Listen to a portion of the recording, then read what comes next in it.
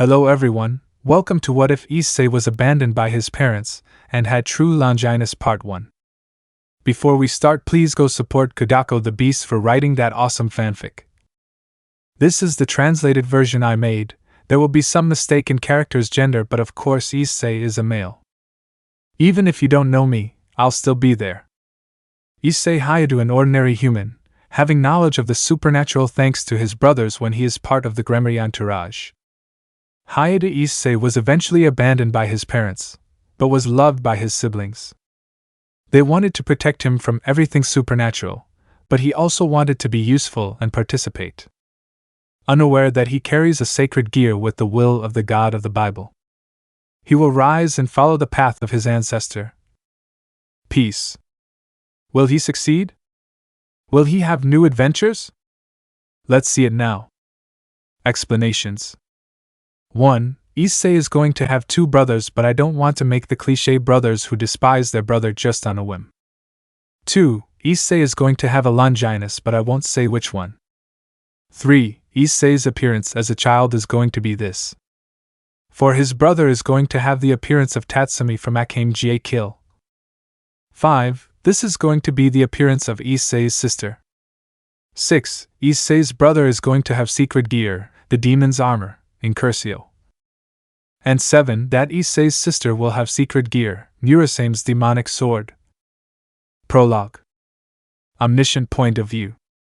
In a hospital in the city of Khaos, you can see a brunette about 25 years old with blue eyes like the sky and a very beautiful, good-looking face, in labor. At the same time, in the hospital corridors, there was a 27-year-old brown-haired man with hazel eyes. Along with a child about a year old, he looked like a copy of himself, except the child had eyes as green as emeralds.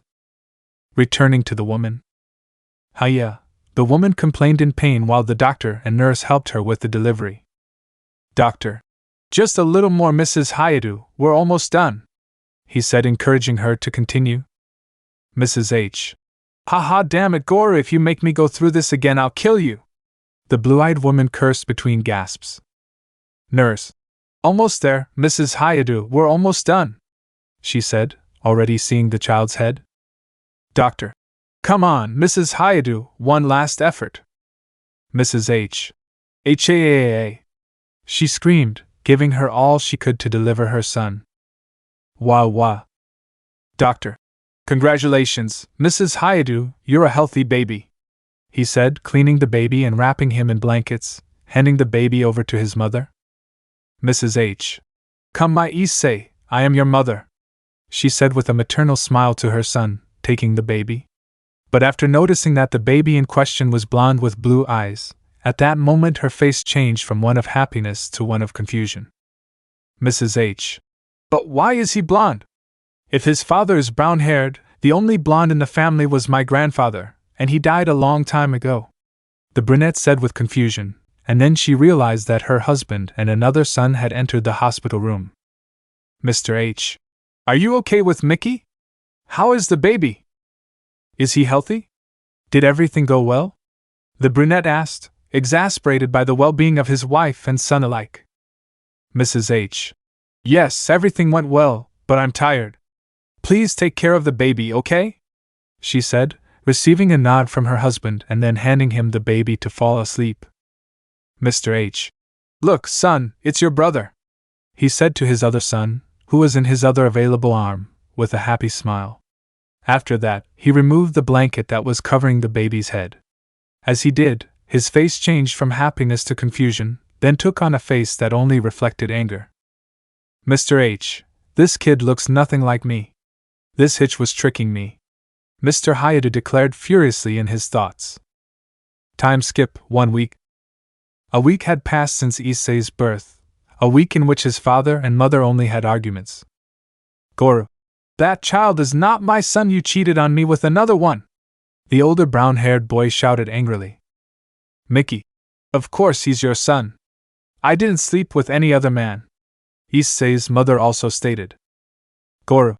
Then if he is my son because he doesn't look anything like me, he said, still screaming. Mickey. And what am I to know? Idiot, he said before leaving the room and slamming the door. After leaving the room crying, Mickey just sat on one of the pieces of furniture in her living room to cry. Max. Mom, he said, calling her with tears forming in his eyes. Mickey. Come on, Max. She said his name with regret because he was still crying when she saw him in front of her. She just hugged her crying son. Max, seeing his mother crying, could only cry with her. Mickey. God, please help me. Chapter 1. POV Issei Hyoudou. It's been 6 years since it was born. Gora and I argued too much. Until the moment he told me that he didn't care what happened to it. Although about 3 months later we reconciled, and after another 10 months, Izumi, my other daughter, was born. Since then, everything has returned to normal, at least superficially. End of Mickey's POV, start of Omniscient POV. Mickey. Izumi, Max, come down and eat! Issei's mother shouted to her eldest son and youngest daughter. Max. Let's go. His eldest son responded in the same way. Izumi. Good morning, she said, having already come down from the upper floor. Goru. Good morning, children, how are you? He asked his children affectionately. Max. Everything's okay, Dad, and where's Issei? The boy asked cheerfully. At the mention of that name, the smiles on his father and mother's faces faded to show faces of disinterest. Goru. I don't care where it is, I only care about you two, he said with clear disgust in his voice as he said that. Mickey. I just don't know why he's still alive, the older brunette said with disgust. Max. Enough, Issei is not a thing, nor does he have to die, the little boy shouted angrily, surprising his parents since it was the first time he had yelled at them. Izumi. Why don't you want Issei Nizan? The little girl asked with some fear since her brother had screamed. Goru. That thing doesn't deserve my love, and you, Max, have to respect your parents, your room, he shouted, more annoyed by his son's audacity. Max just left the dining room of the house towards his room, slamming the door of his room. Goru. Mickey, this is your fault, and that thing, if that hadn't been born and you hadn't been unfaithful to me, we would be happy now, he said to his wife before getting up and walking out the front door. Izumi. Mom, why is it Issei Nizan's fault? The younger brunette asked with doubt. Mickey. He doesn't look like your father or me, that's why your father thinks he's not his son, but he is. That's why it's his fault that we keep arguing, Issei's mother said sadly. And to all this you might be asking, but where is Issei? Well, let's get to it. End POV Omniscient. Start POV Issei. I woke up a little later than usual since I always get up at 8 or 9 in the morning. Issei. What a strange dream, the boy said, rubbing his eyes. I'm going down to have breakfast, Dad should be finished. He finished speaking to get out of bed and go to the stairs, but when he was on the way down he heard the argument between his brother and his father. Issei. I see he still hates me, he said with tears forming in his eyes, but when he realized his brother passed by him and just said, Max. Calm down, Issei, it's not your fault. It's just Dad's, who is an idiot, he said before entering his room and slamming the door. After that he sees his father leave through the main door, then he continued to finish going down the stairs to go to the dining room, listening to the small conversation of his sister and mother. Issei. I see, Mom also thinks it's my fault, he thought with pain as he wiped his tears and finished getting to the dining room. Issei. Good morning, Mom, Izumi, he said with a smile, although it did not trigger any specific feeling. Izumi. Good morning, Nisan. The girl answered without any enthusiasm, which was noticed by Issei. Mickey. She just remained silent and looked away so as not to see the face of her misfortune. And so it went like a normal morning for Issei. Until the afternoon, when he went out with his brothers to the park after spending some time playing, the oldest brother said to Issei. Max. Issei, could you go buy some ice cream? He finished saying, then took 3 500-yen coins out of his pocket and gave them to Issei. Issei. Don't worry, Nisan, I'll be back, he said, then walked away from his brothers and crossed the street. After a while Issei returns with the ice cream for him and his brothers. Issei. Nisan is back dash. He didn't finish because he saw his brother talking to a girl about 7 years old with hair as red as blood, greenish blue eyes, and unruly hair. Max. Hello Issei, you're back. Look, I'd like you to meet Rias. Come introduce yourself. His brother said with his usual smile. Issei. Nice to meet you, my name is Issei Hyoudou and I am 6 years old, what is your name? He introduced himself with a small bow and a show of respect, and then asked the girl's name. Rias. Nice to meet you Issei-kun, my name is Rias Gremory and I'm 7 years old, it's a pleasure to meet you. She introduced herself in the same way as the younger one, making a small bow. After introducing themselves, they spent the rest of the afternoon playing, although it was time for the children to say goodbye. Max.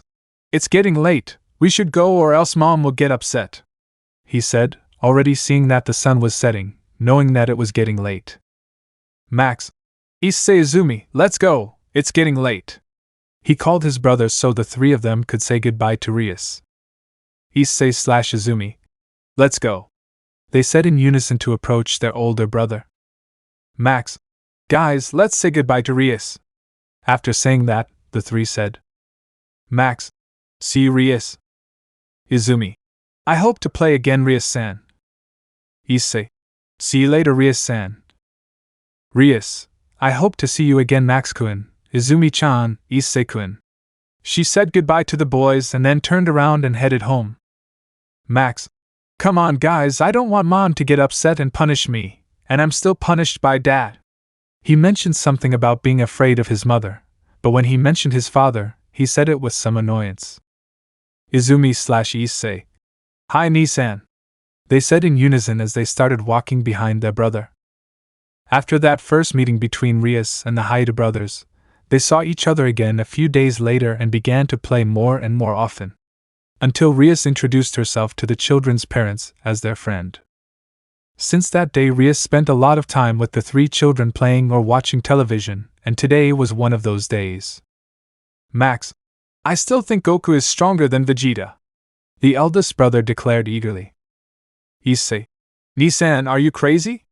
Vegeta is clearly stronger than Goku, he's just getting too confident because he's high class and thinks Goku is weak because he's low class, he said, replying to his older brother's comment. Rias. I don't like Vegeta, he killed Goku's friends, she mentioned with some annoyance towards the character. Izumi. I don't know who is Goku and who is Vegeta, said the girl with a face similar to this one. Issei Rias Max, PFFF ha ha ha. They started laughing at the poor girl who didn't understand what was happening. Izumi. Don't laugh at me, the girl said with a pout because her brothers and friend were making fun of her. And so the days and months went by until 2 years had passed in which Issei's relationship with his parents had not changed at all. His father still denied him and hated him. As for his mother, she still blamed him for her husband not treating her well. But she half could handle it with their good relationship as brothers and the good friendship he had with Rias. Issei, Rias said she wanted to talk to my brothers with me and my parents. He thought with some doubt since Rias almost never bothered to talk to her parents. Having already gone down to the living room he found his parents. His father looked at him seriously. His mother did not even see his face. Then he continued his way towards the furniture followed by his parents. After sitting down everyone saw Rias who smiled a little uncomfortable by the looks of everyone on her. Rias. Gentlemen, tell me if I tell you something, would you take me seriously or as a joke? The question was asked by Rias, which seemed strange to the children since she has always had a smile on her face since they have known her. Goro. If it's serious I'll take you seriously, but if it's something silly I won't, he also said seriously. Mickey. I think the same as my husband, the woman said with a small smile. Rias. Tell me, do you believe in any religion? The girl asked, wanting to soften the emotional impact that they might have. Goro. We certainly have Christian beliefs, or as others know our religion, the Judeo-Christian religion. He concluded with that. Rias. And what would you think if I told you that this religion is completely true, that there are beings called angels, fallen angels and demons? She said, already getting into the specific topic that she wanted. Mickey.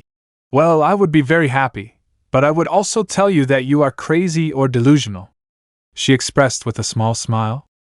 Rias. Well, I'm not crazy, and I don't think I'm delirious, she said with a small smile and a prominent vein on her forehead. Goro. Rias-chan, where are you going with all this? The older brunette asked doubtfully. Rias. Okay, let's get to the point. Everything supernatural exists. All the mythologies you've heard or thought about are real, she said, more relaxed. Mickey. Rias-chan, is this some kind of joke? She said so that for the first time in the entire conversation she put aside her smile and became serious. Goro. I think the same, Goro said, just as seriously as his wife. Rias. It's no joke, she said, and then took out a pair of wings from her back, but these wings were black and somewhat resembling those of a bat. Rias. It's no joke since I am a devil. Silence, that was the only thing in that room. Goro. Are you telling me that all this time there was a demon coming in and out of my house? He said, trying not to stutter but failing in the attempt. Mickey. Oh my God! He said, covering his mouth with both hands. And the children? Well, easy. Izumi was petrified since she heard demon. Max looked seriously at Rias, which made her uncomfortable. And Issei looked fascinated at Rias's wings since he thought it was pretty cool to have wings. Mickey. And what do you want for our family? The woman asked, fearful for her children and husband. Rias. I would simply like to make a proposal to two of your children, Max and Izumi, she said with a calm smile, trying to calm the man and woman in front of her. Max. Proposal? What proposal? He decided to ask and join the conversation for the first time since it started. Rias. That's easy, she said, then explaining the war that the factions of the angels, fallen angels and devils had, then the civil war that the underworld went through, the lack of pure-blooded devils and reaching the point of the evil peace, then explaining how they worked, and after finishing explaining everything related to it, the question that Rias wanted to ask from the beginning came. Rias. Now Max-kun, Izumi-chan, I want to ask you, do you want to be part of my peerage? She asked with a smile. Rias. I think I did everything right. I didn't lie to you. Now maybe you'll ask what the benefits are, she thought, having reviewed the steps of her plan in her mind. Goro.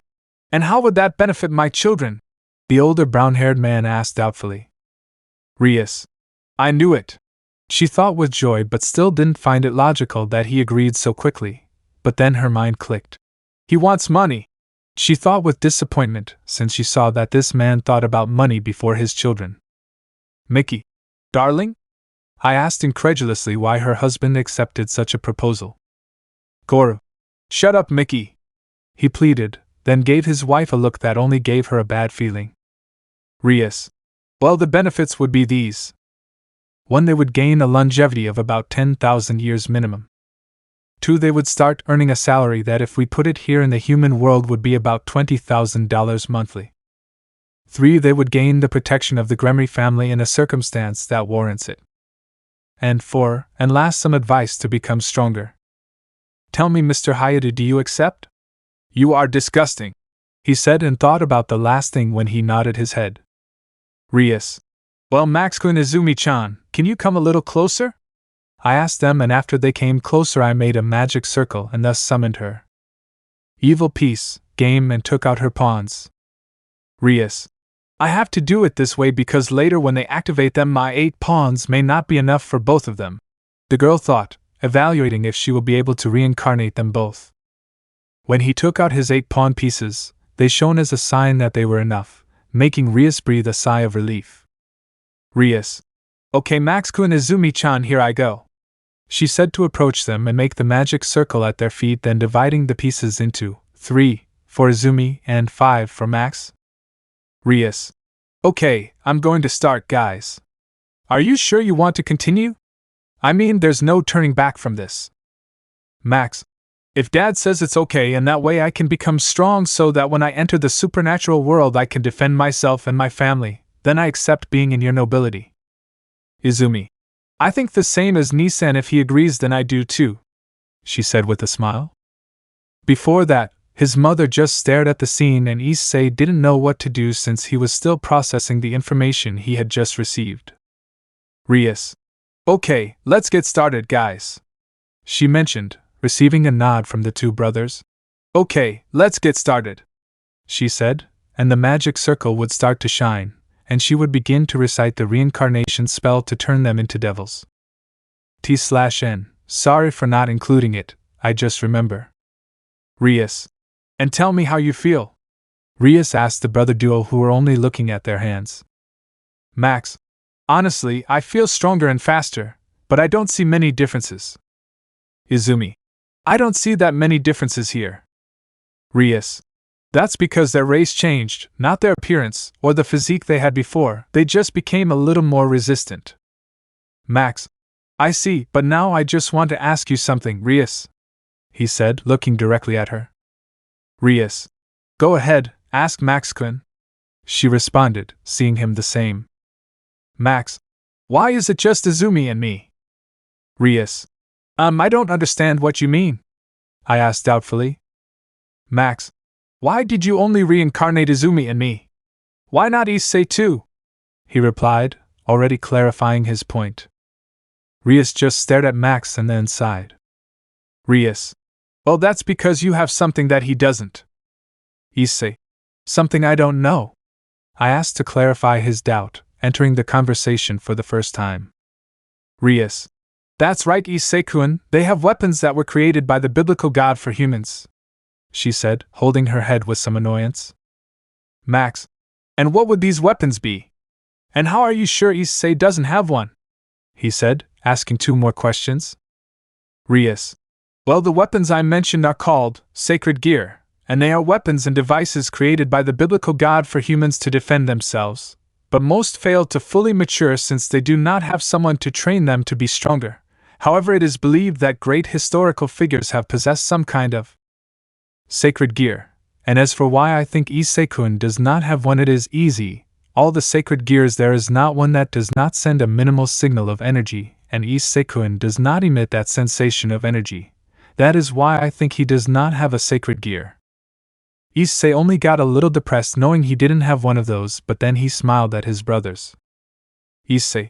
Don't worry, Nisan Izumi, it doesn't matter if I don't have a sacred gear, I will support you at all times. Max.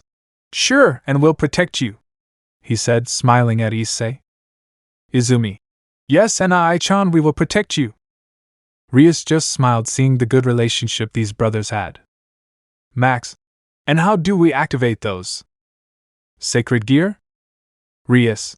That's easy, just think of the strongest thing you know, she said with a smile to Max and Izumi. Max/Izumi. Okay. Rias. Well, let's see which ones they are, she thought with a smile. Max. Okay, here I go. Izumi. Me too. When they did what Rias told them, a glow formed in their hands, and Max's it was a glow between gold and gray. And with Izumi the glow was purple. At the end, two objects were seen in the brothers' hands. Rias/Issei. WAA. They both said in amazement. Chapter 2. Rias/Issei. Wa. They both said with clear astonishment, and their parents didn't know what to say because of what they saw. Max. A sword? Why a sword? The boy asked Rias, seeing the sword in her hand. Izumi. I have a sword too, the girl exclaimed in surprise. Rias. Well, I don't know what those sacred gears are, maybe they appear in a book my family made about sacred gears, she said with a finger on her right cheek. Rias. Wait a moment, I'll be right back. She told the Hyoudou family, and after a while she finished making a teleportation magic circle and left. After 10 minutes of waiting for the Hyoudou family, the same teleportation circle but gray appeared in the living room and then showed two figures, one that they already knew very well but the other was the first time they saw her. Nice to meet you, Mr. and Mrs. Hyoudou. I am Graphia Lucifuge, servant of the Gremory family.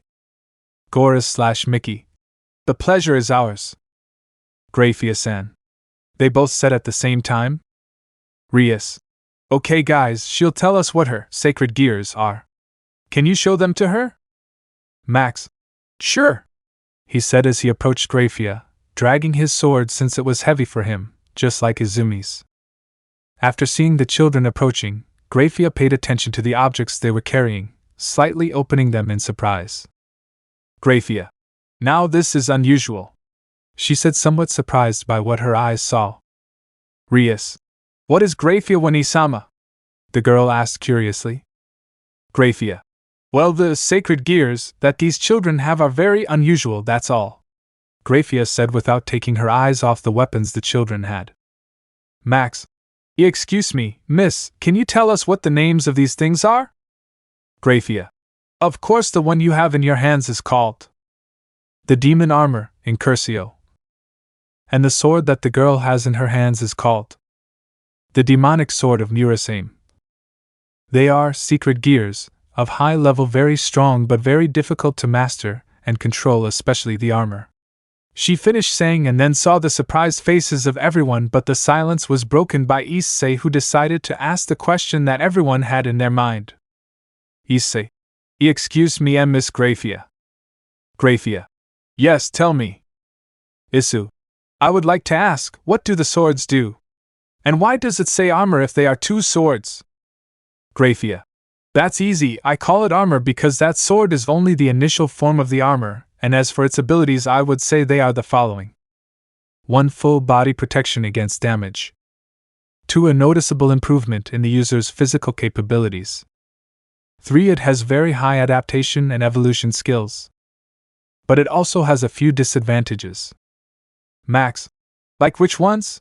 The eldest brother asked with intrigue. Grafia. Well, the disadvantages would be these. The armor requires a high amount of energy, both physical, mental, and spiritual, to be used, and a very well-trained body is needed to prolong its use time. For all this, we can say that the Incursio is one of the secret gears, most physically, mentally, and spiritually demanding, being able to lead its wearer to death just by using it. Goru. Her skills are very good, but it's a little scary that it can lead to the death of the user. But what are the skills of the Izumi-chan's sword? Grafia. Well, if I remember correctly, I think there are less than those of Incursio, but just because there are fewer does not mean that it is less dangerous. From what is known of that sword, it has different types of poisons, from some that cause paralysis to one that induces instant death, although I think that the lethal poison was in the balance. Breaker of the sword. Rias. Great, they're very strong weapons, the girl exclaimed in surprise. Max. Yes, but mine can kill me just by using it, he mentioned with a depressive aura. Issei. But aren't they great? You just have to train Nisan, and Izumi-chan has to train too? Grafia. In fact, yes, because if he doesn't train, he might use a poison or sedative that he didn't want because he didn't know how to use them. Issei. I see, do your best, Nisan, and you too, Izumi-chan, he said, although he will show a smile. He was depressed for not having a sacred gear. Max. You'll see, Issei, we'll surprise you with how strong we're going to be, he replied with another smile to his younger brother. Izumi. You'll see, Nichan, we'll be very strong. Issei.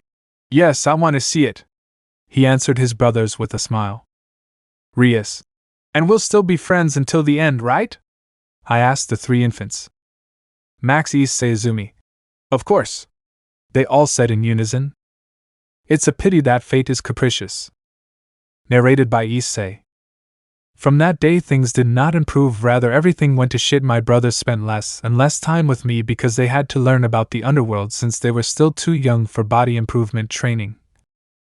I had made a friend named Shidu, but I had to say goodbye 4 months after him because his father had accepted a job in England, and my parents did not help, only cursing me behind my back, or well, my mother, since my father cursed me in front of me, and sometimes he hit me for no apparent reason, and everything continued like this until I turned 8 years old, when I began to have very strange dreams, since I dreamed of a blue spear with gold, and the blade at the tip was of very pure silver. There were others in which I dreamed of a battlefield in which I see a blonde boy with green eyes very similar to me with blue and silver armor fighting against another in silver and red armor, but when I was about to hear their names I woke up. Issei. That dream again, I said, opening my eyes. Well, it's a new day, let's have breakfast, I said, to go down the stairs to the kitchen and not find anyone. Issei.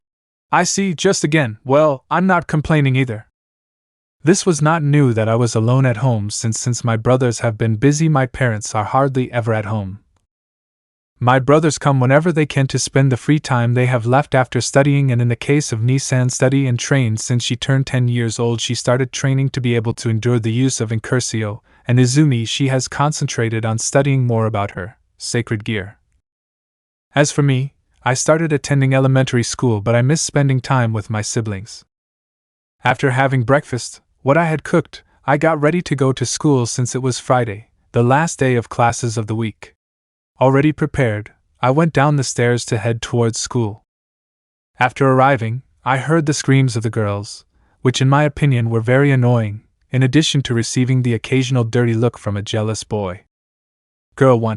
Look, it's Issei-kun, she said, calling her friend to turn around. Girl 2. You're right, he's very cute. My mom said he doesn't look Japanese. How about we ask him? She replied to her friend. Girl 1. Yes, let's ask him, she said, then grabbed her friend's hand and followed Issei to his classroom. Issei.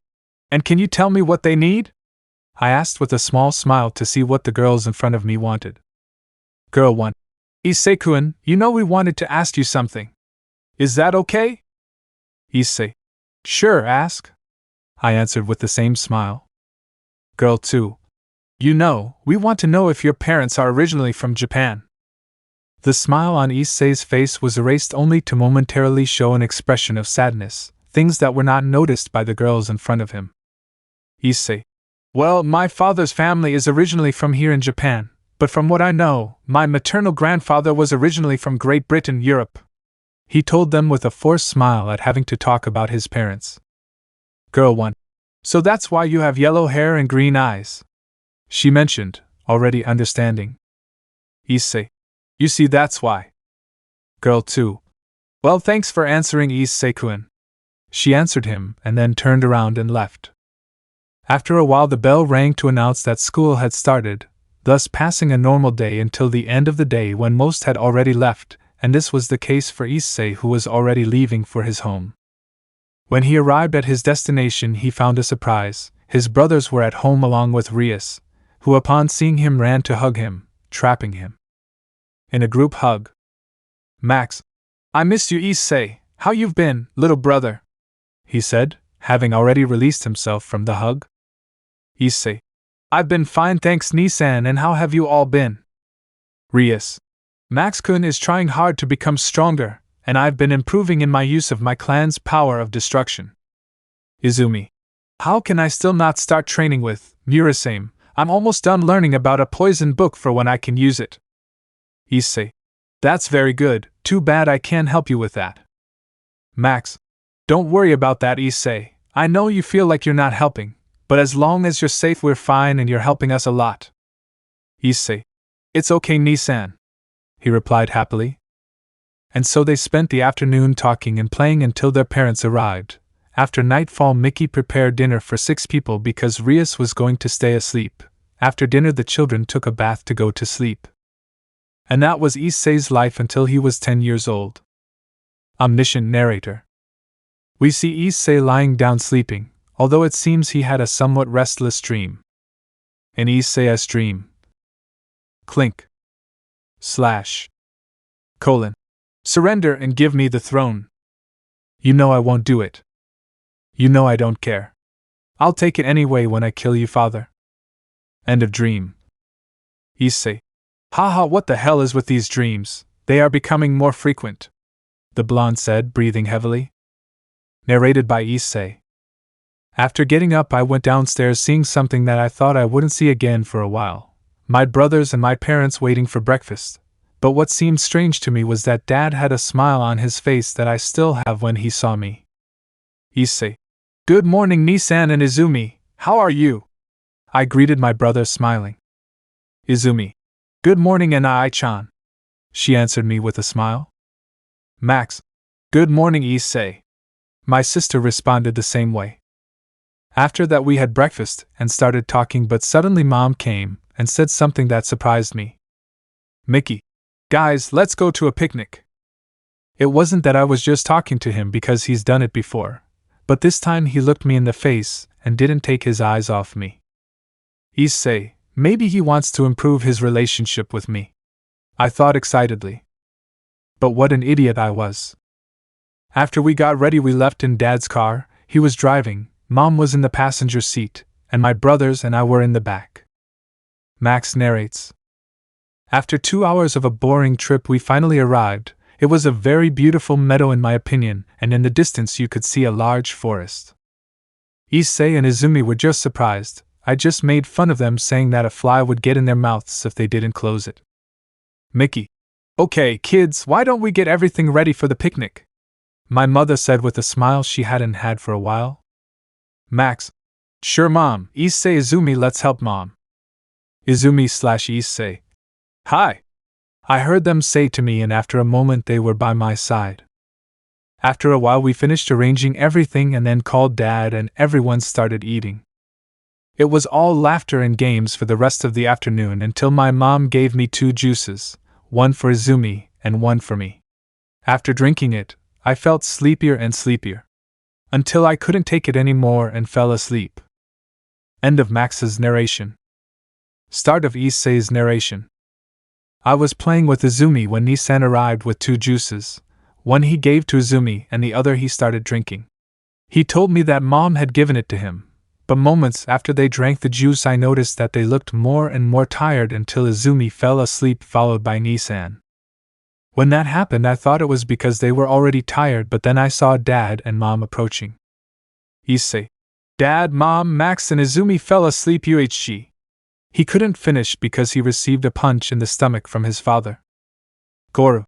I'm not your garbage father. You don't know how much I had to hold back the urge to vomit just by having you in front of me and having to talk to you so that Max or Izumi wouldn't suspect anything. He finished before kicking the boy in the stomach. Mickey. Goro, no, they need you to hit him. Remember, only the plan was to just wait until it got a little late, and then put Max and Izumi to sleep to leave him here. When I heard my parents' plan, I finally understood why they spoke to me so normally. Now I understand everything. I see, they never had the intention of getting along with me. Mickey. Goro, leave him alone, we're leaving, she said, calling her husband to stop his act of violence against the minor. Goro. Thank God we have to go, he said, stopping hitting the child and heading to the car. After my supposed father walked away, the last thing I saw before falling into unconsciousness was my mother saying something to me between her lips. Sorry, was what she said. Time skip 3 hours. I was waking up to try to get up, managing to do so with pain after realizing that I was in the same place where I had fallen unconscious. Issei. Sniff tea, this is not my fault, Sniff.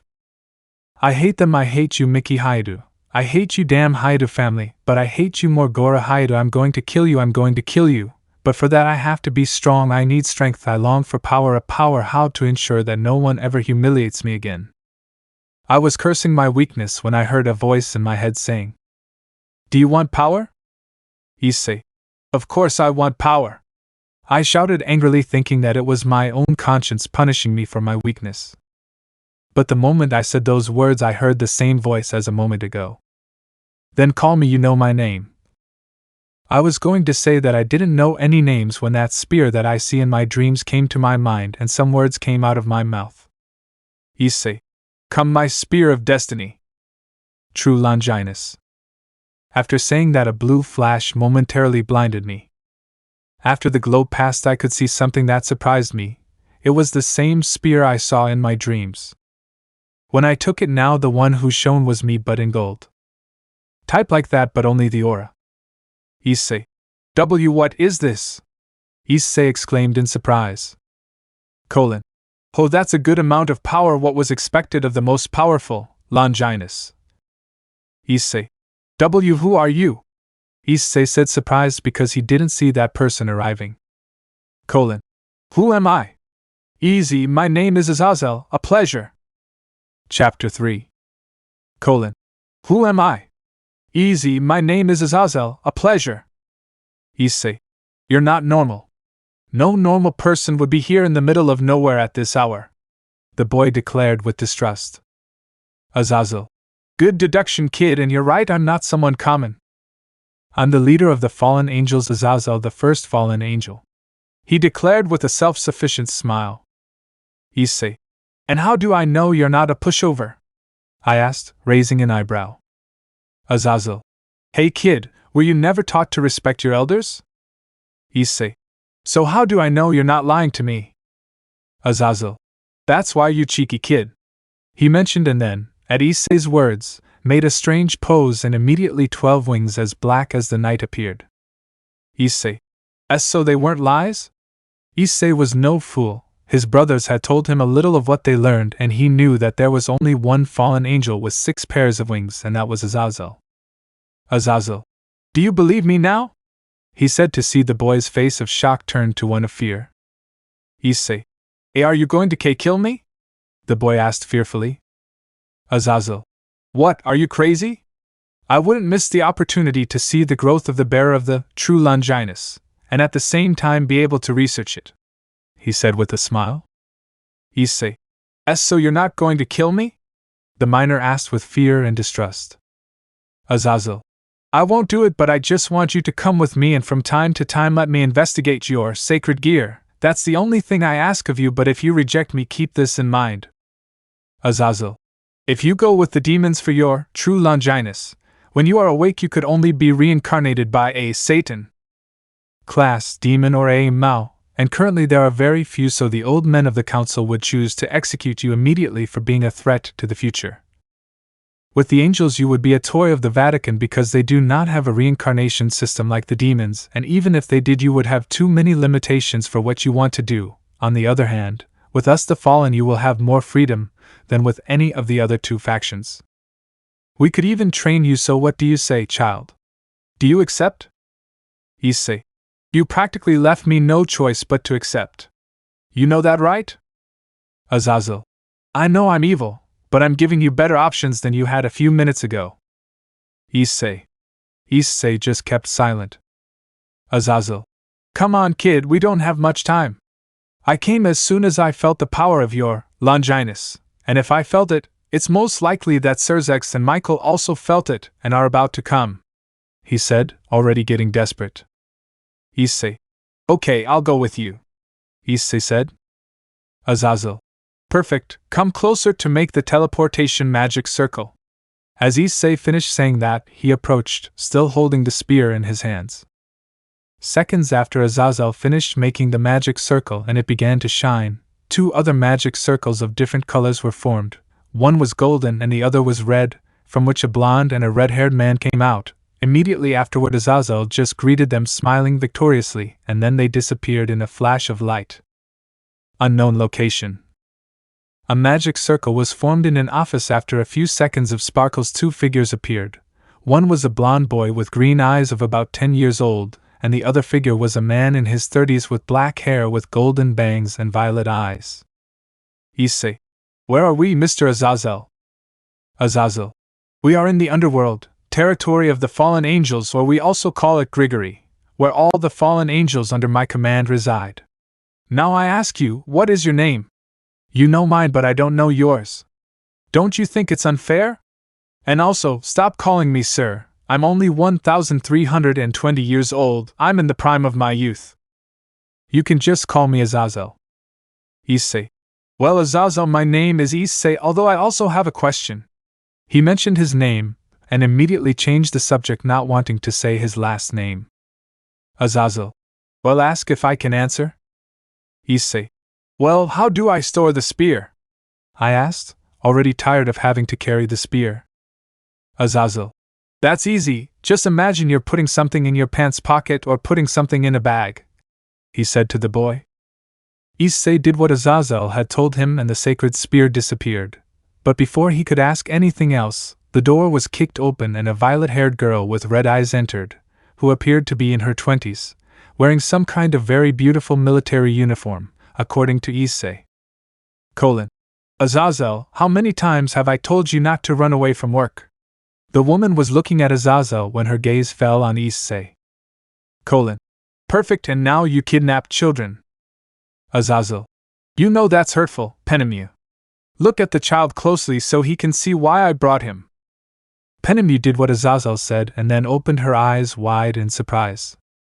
Penemu, this child has a sacred aura like that of a mid-level angel. Azazel.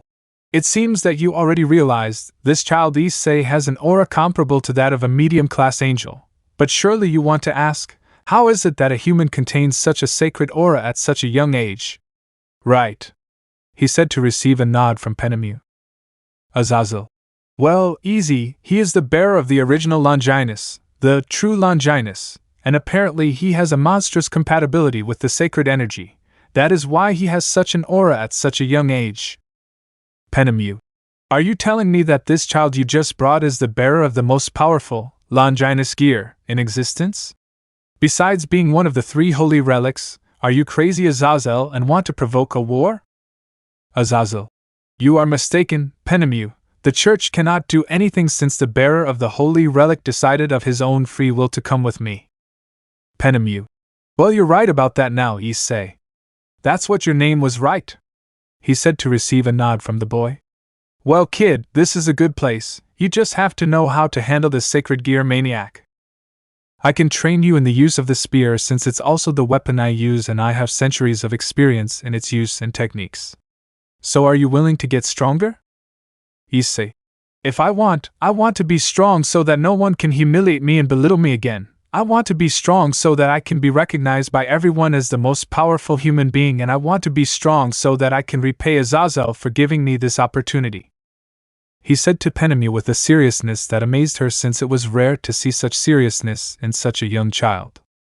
Penemu smiled at the child's willingness, wanting to see how far he would be able to go with such enthusiasm. Penemu. That's how you talk, kid. I'll make you very strong. I'm going to train you in all areas, even in your studies. I don't want my first student to be pure muscle, he said with great enthusiasm to the boy. Issei. Hi, sensei, the boy told him. Penemu. As sensei? Why do you call me that? The woman asked, confused. Issei. You're going to teach me, right? He said with a finger on his cheek, which in Penemu's eyes made him look very tender. Penemu. Well, you're right. Go take a bath, you're all covered in dust. The boy then remembered how he had been hit by his father. When Issei remembered that he went to see if there was a mirror in the office, when he found it he saw it was all covered in dust, but he no longer had the bruises he felt on his face when he woke up. Then he looked at his arms, and he had nothing either. Issei. But how? I know I had bruises almost all over my body, so how come I have nothing left? The boy mentioned, stupefied. Azazel. Well, that is one of the few pieces of information that we have about the true Longinus. It has the ability to give a quick healing to the user if his wounds are not so serious. Although it is the first time I see it, and from what I see it is quite effective, this is a piece of information that I have to file away. Azazel said, quite interested in the abilities of his sacred gear. Penemu. Well, let's go take a bath to get all the dust off you, she said, and then took Issei's hand to take him to the bathroom.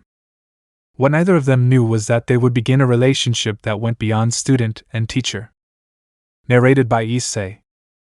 After Sensei took me to the bathroom, I took a bath, and when I came out I had a change of clothes. Although I never really liked being in shorts, I had to put them on. Like that, but with green eyes. After changing, I left the bathroom, and in the living room was Sensei. As soon as she saw me, her eyes had a shine that seemed dangerous to me, but she calmed down immediately. Although I heard her saying things like, everything beautiful when it grows up becomes handsome. Or, I only have to wait about 6 years and it will be mine. Honestly, I don't know what she meant by that, but I didn't like it at all. Penemu. Okay, let's go to the training room. I want to see for myself how compatible you are with your weapon in destructive attacks. Issei. But I don't know what I have to do to attack since I barely know how to call it. Penemu. You don't need to know what to do, I'll explain to you what you're going to do. Understood? Issei. Yes, sensei. After you loved people, you would walk for about 15 minutes to get to one of Grigory's many training rooms. After arriving and preparing everything, Penemu called Issei to the center of the training room. Penemu. Okay, Issei, can you call her? Issei. Hi, sensei, come my spear of destiny, true Longinus. he said with a serene voice when just after he pronounced those words a white light appeared for a few moments, and then took shape and showed the weapon that Issei already knew from before. Penemu. Honestly, I haven't seen it in a while, and it was almost always in enemy hands who wanted us dead, she said, seeing the weapon in the boy's hands. Penemu. Well, first point your spear towards those targets on the other side. Then concentrate a little bit of energy. I know you don't know how to move your energy, but imagine it like a pond from which you remove a glass of water. After that, simply try to send the energy to the tip of your spear. Issei did exactly what Penemu had told him, but he failed, so at one point he tried again from scratch, and the next thing surprised Penemu. Issei. Sensei, I have it now, I'm going to send the energy to the tip of the spear, he said, and after a moment the tip of the spear will begin to glow.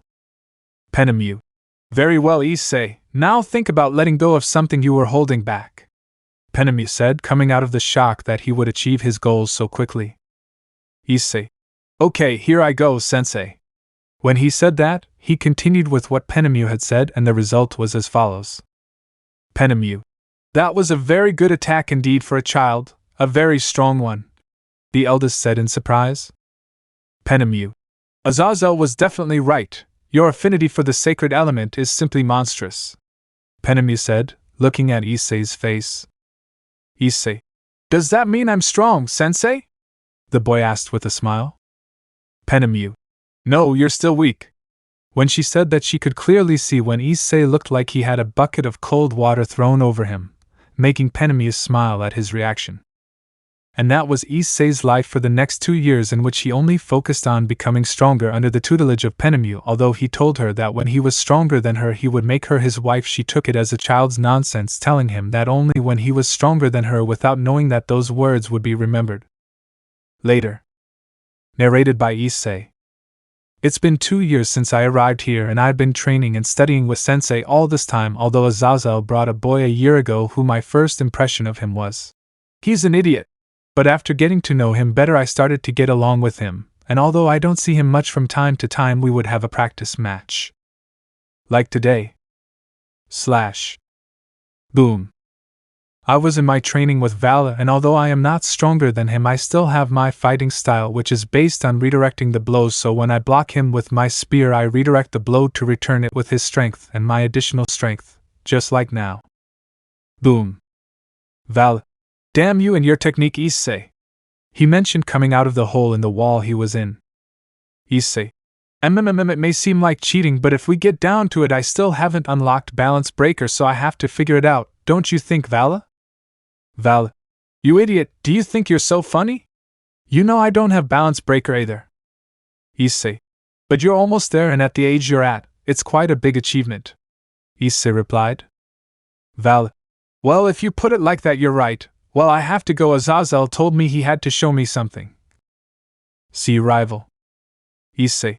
If we see each other, rival. After saying that, each one went their own way to see Azazel, and Issei to see Penemu. Issei. Sensei, I'm here, Issei said loudly as he entered the house. Penemu. Welcome, Issei. How did your fight with Vala go? I asked, although I already knew the answer. Issei. I won again. Vala can't fight me against redirection, he said, puffing out his chest with pride. Penemu. That's funny, because as far as I know you're still weak. When she said that, Issei felt an arrow with the word weak written on it pierce him. Issei. You know that's still hurtful, Sensei. Can't you congratulate me on my progress? Penemu. No. Her answer was sharp and cold as ice. When you earn that right, that's when you'll be stronger than me, the violet-haired girl said with a triumphant smile. Issei. You know, Sensei, sometimes I think you hate me. Penemu. And why is that? The woman asked doubtfully. Issei. Because you force me to see your beauty every day, he said to receive a sap from Penemu. Penemu. Go take a shower, you stink like a monkey, she said without looking at his face. Issei. Okay, Sensei, he said, walking towards the bathroom with his hand on the back of his head. When Issei entered the bathroom, Penemu only said a few words with her cheeks flushed. Penemu. Stupid kid, you're going to give me a heart attack, she said, heading into the kitchen to make dinner. Chapter 4. Narrated by Issei. It's been 3 years since I arrived here in Gregory. My teacher gives me good training. I even reached a subspecies of balance breaker, which I named Polar Knight Longinus Chakravartin. Azazel said that it's an incredible achievement that a 13-year-old boy can achieve a balance breaker. Even if it's imperfect, it's too impressive, although I credit it to my affinity with the holy element of my spear. So I think I just need a boost to reach the true balance breaker. But here I'm not going to achieve it. That's why I'm going to take a training trip for about 3 years. Issei. And that's why I need to go on a training trip to become stronger and reach the true balance breaker, I said, clarifying my points to Azazel and Penemu. Azazel. It's fine, I want to see the true balance breaker of the true Longinus. It's been centuries since a wielder has managed to reach such a level. Azazel replied with a smile. Penemu. I refuse. I'm not going to let my student go on a trip alone. Penemu flatly refused my request. Issei. Sensei, let's do something, let's have a duel. If I win, I'll go on my training trip, but if you win, I'll stay here to train. Deal? I said, stretching out my hand. Penemu. Deal, she said, taking my hand. Issei. Well, Sensei, I'll wait for you at the training camp. Penemu. Well, see you there. Azazel. Well, this will be interesting. After I left the office, I went straight to the training field to wait for Sensei. After a while of waiting for her Sensei, she arrived along with Azazel, but she was dressed in a way that attacks in the worst possible way for a young man like Issei. When I saw her completely, I blushed a lot, and unfortunately Azazel noticed it. Azazel. PFFF jajajajajajaja, I'll look at your face, Issei, you look like a tomato, jajajajajajaja. When he was about to continue making fun of my Penemu, he hit him so hard that he was buried in the ground. Penemu. Leave him alone, Azazel. Do you want to be tied to your office again? She said while blushing slightly. Azazel. And no, Penemu-sama, I won't do it anymore. Penemu. You better. Issei. Now who laughs, Azazel? Azazel just looked at me as if to say, you'll pay for this. To which I just laughed at him. Issei. Okay, Sensei, shall we begin? Penemu. Okay, let's go now. After that, we position ourselves in the center of the training field on guard. Issei. I have to be quick and counterattack at the right time, or else I'll lose without realizing it. Penemu. And tell me what you're waiting for to attack, Issei-kun. Sensei told me, smiling, but unlike the other smiles he gave me, this one was fierce with the full intention of intimidating me, but I have no intention of backing down. Issei only let out a sigh before in less than 3 seconds he was already facing Penemu, ready to start a close combat, to which Penemu responded in the same way, starting a close combat in which Penemu's mastery over Issei was seen. The latter only blocked and responded, looking for an opening. Issei is saber and Penemu is lancer. Issei. Damn, I knew he was strong, but this is crazy. I have to find an opening. As they continued to exchange blows, Issei was losing ground in the clash of weapons. Issei. Damn, if I continue like this, it's clear that I'm going to lose. I need to get away. After that, Issei applied the redirection, moving Penemu a few meters away, who barely fell to the ground, jumped dodging Issei, and then moved away, and when she saw an opening in Issei, she launched herself forward to end the fight. Penemu. I'm sorry, Issei-kun, but I can't let you go when you could die on the trip. Penemu thought, but she didn't count on Issei moving to the side of the spear and then hitting his weapon from below to above. Penemu. Damn, trust me. Issei. It's now or never. With that said, Issei proceeded to take out his victory card. Issei. This was my ace of victory. Polar Knight Longinus Chakravartin, this ends now. Itsudai Ratana. The moment Issei said that, Penemu felt her magic fade and she lost her physical reinforcement, so her reflexes, reaction and strength were also weakened, so when she wanted to recover, Issei was already in front of her with his spear pointing at her neck. Issei. I won, he said, turning around and leaving. Penemu left the shock to see how Issei was already leaving the training grounds, so she ran after him to tell him something. Penemu. Issei, wait. When she called him, he stopped and turned to look at her. Issei. Tell me, Sensei, do you need anything else? But what Penemu said next threw him off. Penemu, did you forget your promise? She said with tears forming in her eyes, thinking that Issei had forgotten his promise. Issei. Promise? Issei wasn't stupid, he knew what she meant by promise, but he never followed through on it because he thought she didn't feel the same way about him. Penemu. Why you had said that when you were stronger than me you would make me your wife. Did you forget? I asked with a blush and tears in my eyes. Issei. Of course I didn't forget, but I thought you didn't feel the same way I do. Padash. He couldn't finish because Penemu had silenced him by joining his lips with hers in a kiss that represented the love she had for him. When Issei came out of shock, he reciprocated the kiss, greatly delighting Penemu. After almost a minute of kissing, they separated, looking into each other's eyes. Penemu. I love you, idiot, how do you want me to be clearer? Issei. I love you too, in fact I've liked you for 2 years but I thought you only saw me as your student, but I want you to know that this isn't going to stop me from doing my training journey, he said looking into her eyes. Penemu. I know, but I want you to be the first person you see when you come back is me. Is that okay? I asked, looking into his eyes. Issei. Okay, the first one I'll see when I get back will be you.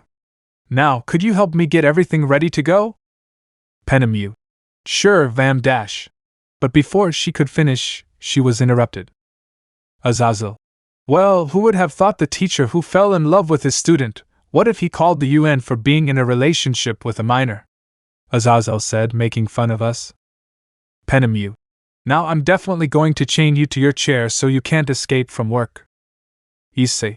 You know, I should test how effective the true Longinus is with high-level fallen angels. Azazel. How about we calm down? He said with a nervous smile. After that afternoon of stupidity on Azazel's part, the day had come again, and I was saying goodbye to Azazel, Penemu, and Valley along with Tobio, Lavinia, Nasan, and their team. Azazel.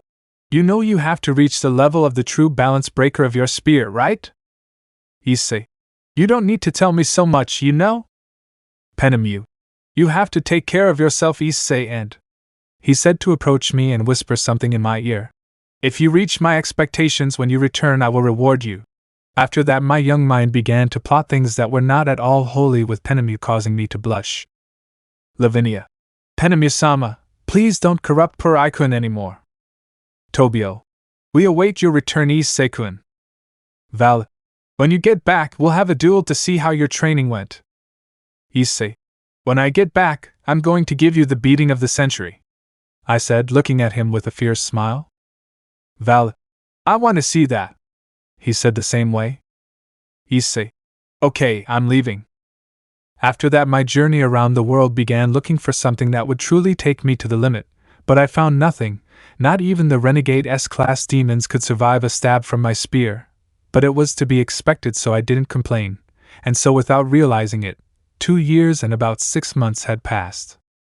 The truth is, I don't know how much time I have left. Issei. I know I'm just missing a push or something that forces me to reach my true limit, but this is very difficult. After a few days of searching, I found a strange group that called themselves the hero faction of a certain Khaos brigade, and they wanted me to join them. Issei. And why would I have to join you? What would I gain by joining you? Besides, you are too rude, you didn't even tell me your names. Oh, indeed, forgive my rudeness. My name is Cao Cao, descendant of Cao Cao from the history of the 3 kingdoms. Cao Cao. And I want you to join the hero faction because, apart from the fact that you are the bearer of the original Longinus and the most powerful, I know very well where your blood comes from. Issei. What do you mean by my blood? What do you know? Was what Issei said, but instead of sounding like a question, it sounded more like an order given by a king. Cao Cao. Amazing, simply amazing. Do you even know who you look like? Tell me something. Where do you think your great affinity with the holy element came from? Issei asked himself that question very often, and right now he had the opportunity to find out why. Issei. Let's make a deal. When Issei said that, he completely gained Cao Cao's attention. Cao Cao. I'm listening, what do you have to say or offer? Issei. Let's have a duel. If I win, you'll tell me everything you know and join a team that I'll form in the future. But if you win, you'll earn my complete loyalty and I'll always fight by your side. Do you accept? Chow chow. Well, I'd be lying if I said I wasn't interested, but I can't beat the wielder of the most powerful Longinus alone, so I'd like to fight alongside my comrades. Is that okay? Issei. It's okay, it's not like I'm afraid of a challenge. Chow chow. Well, since you accepted, Jean. Siegfried. Heracles. George. Leonardo. Today we may gain a new member, and a very powerful one at that. So let's go all out. After that I saw how Chow Chow was the one who went ahead so that his companions would be left behind. Chow Chow. Well, I'll start. After saying that, a red gauntlet with 2 green gems and golden spikes appeared on his arm, more specifically on his left arm. Issei. Boosted gear. I see, that's why you didn't back down when I proposed a fight. He mentioned, already understanding. Chow Chow. Of course. I couldn't fight you as equals if I didn't have something, right? Issei. Certainly. Well, shall we begin? Chow Si. You read my mind. With that said, Issei summoned his spear and after a moment surrounded himself with a golden aura and disappeared from the sight of almost all the members of the hero faction except one, Chow Chow, who dodged an attack from his back, letting Issei's spear pass by. Chow Chow, it's fast, very fast. He thought, greatly surprised. Issei, damn it, I dodge it. But he didn't have time to think anymore since he had to dodge an attack from the guy called Heracles, although when he fell to the ground he realized that the area was beginning to fill with a purple mist. Issei. Now Lost Dimension, how many Longinus do you have in your team? Chow Chow. Not many, but enough to defeat you, he said, looking at Issei with an arrogant smile. Issei. Your arrogance will be your downfall, Issei said, dodging the cuts of that Siegfried. After that, Issei applied the redirection and managed to hit the back of the guy's head, leaving him unconscious. Good one. After that, Issei went for the girl they named Jean, entering into hand-to-hand combat in which he dominated with great mastery, but when he was about to deliver the unconsciousness blow he had to dodge a blow from an armor red as blood. Issei. Now this has gotten even more complicated, he said, to see how from the boy's shadows began to form what seemed to be golems or monsters. Now Annihilation make a grate that follows some missiles? Although he could not continue speaking because he had to dodge a missile launched by the Heracles type. Chow Chow. What are you eating that you can guess? He said with that smile that was already starting to annoy Issei. Issei. I just said it was more complicated, not that it was impossible. Possibly with this I can achieve it. After Issei said that last thing, he launched himself head-on against Chow Chow, engaging in a close fight in which Issei dominated with redirection since he gave cuts, and at the same time destroyed Chow Chow's armor with the redirected blows. Chow Chow, are you redirecting my blows? Truly impressive. I want you on my team even more now. He said this before walking away, revealing some parts of his armor broken and others with several cuts. Chow Chow. Your strength is truly fearsome, but let's see what you can do against everyone at once. When Chow Chow said that, the entire hero faction group launched themselves at Issei. Issei, no matter how good he was with the spear, could not block all the attacks, so he concentrated on the Heracles muscle type and those of Chow Chow, which were the most dangerous, although in a carelessness that Chow Chow took advantage of, he kicked him in the ribs that sent them flying until he crashed into the ground of the dimension created by the Lost Dimension, which was the moment in which he was surrounded by the monsters created by Annihilation Maker. But then he said a few words that gave chills to several of those present. Issei. It's the seconds that force me to use my balance breaker. Admire the Polar Knight Longinus Chakravartin. This ends now. Atsusa Ratana. When Issei said that, he disappeared from the sight of everyone present, who only located him when he said the name of his next technique. Issei. It's Surya Ratana. With this you're out, he said, having sealed the girl Jean's abilities and hitting her on the back of the head, knocking her out. One more down, for left, he said as he ran towards the Heracles guy. But it was only a feint, because just before arriving he changed his direction towards the boy called Leonardo, and when Chow Chow realized what Issei was planning, he tried to get to Leonardo, but it was too late. Issei had already arrived with him, and kicked him in the chest, forcibly expelling the air from his lungs so he became unconscious, causing his Longinus to deactivate in the process. Issei, the one with one of the most annoying abilities, is out. Only 3 remain. After that, Issei used his teleportation ability to exchange himself for a rock that was in front of George. Issei, this is as far as you go, he said, launching a blow with the back of his spear towards the boy's head. George, I don't think so.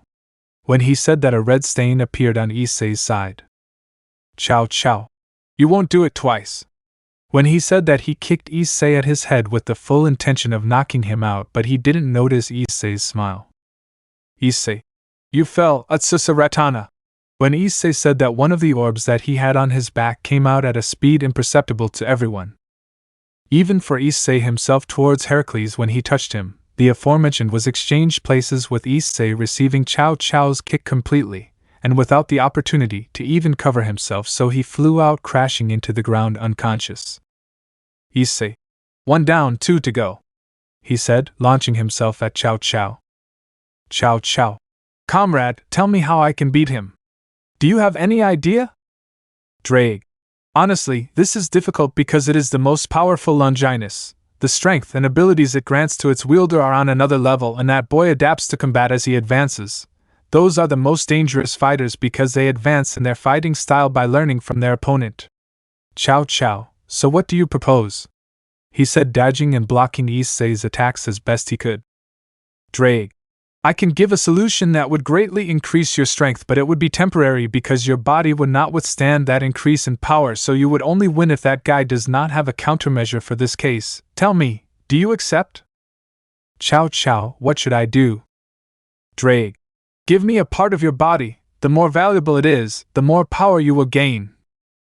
Chow Chow, then so be it. I will give you my heart. How much power would I gain from that? Drake, right now you are in the high class, that's why you are losing. The must be around the supreme class, so if you give me your heart you would have an increase of a Satan class demon for about 15 minutes, so salve your god because it doesn't become more powerful since everything depends on your luck. Chow Chow, well, do it, mate, take my heart. No homo. Drake, well, it will take about 3 or 4 minutes for you to gain the power boost. Can you hold on for that? Chow Chow, who do you take me for? I am the bearer of the mighty dragon of Wales, Drake, the Red Emperor Dragon. Drake, ha ha ha ha ha ha ha, it's spoken, buddy, let's go ahead. After that, Chow Chow was dodging and blocking Issei's blows as best he could for 3 minutes, in which he felt his strength gradually increase until 4 minutes passed and his strength, speed and reflexes shot up to the point where he caught up with Issei in speed and was gradually surpassing him until he was finally able to connect a solid blow to Issei's ribs, sending him flying and slamming against the ground violently. Issei, how the hell did his strength increase so much from one moment to the next? When Issei looked towards Chow Chow, he noticed how he began to walk towards him with his bright red armor in the air. Damn, this again? Can I only go this far? Don't buck with me. I'm not willing to back down, much less give up. I'm not going to let them humiliate me anymore, nor do I think of bowing my head anymore. I can't give up.